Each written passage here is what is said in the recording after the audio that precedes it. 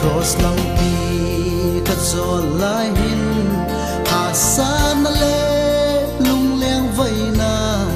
ei bom jing ye kalal jisu hin la thi chan azui dinga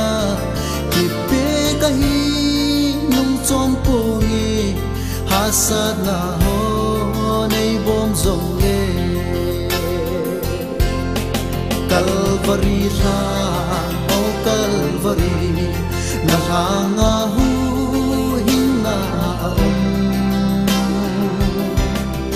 na hanga vang bo na na hanga hin na tui alo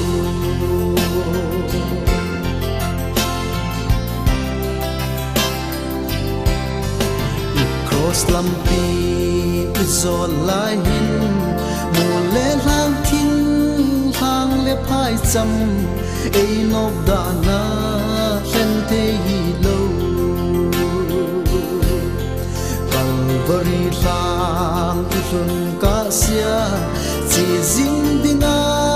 thupi hi ei de da na si te hi lo Calvary ra o Calvary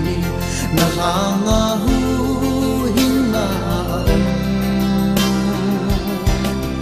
na hanga vang bo na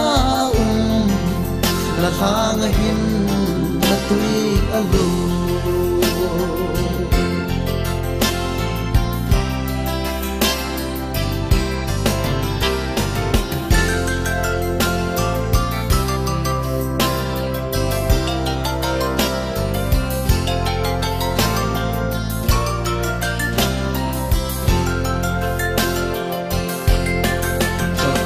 Lam pi ka zol lai hin har khan kom le ka zol zita har khan kom le ka hadai zi zui lo din tia ka hel ziva e ngai lut na a thi san lu ka cham lo vin pe sol ki zi Calvary ra o Calvary na hanga hu hinna na hanga vang bo na na hanga hin na tui alo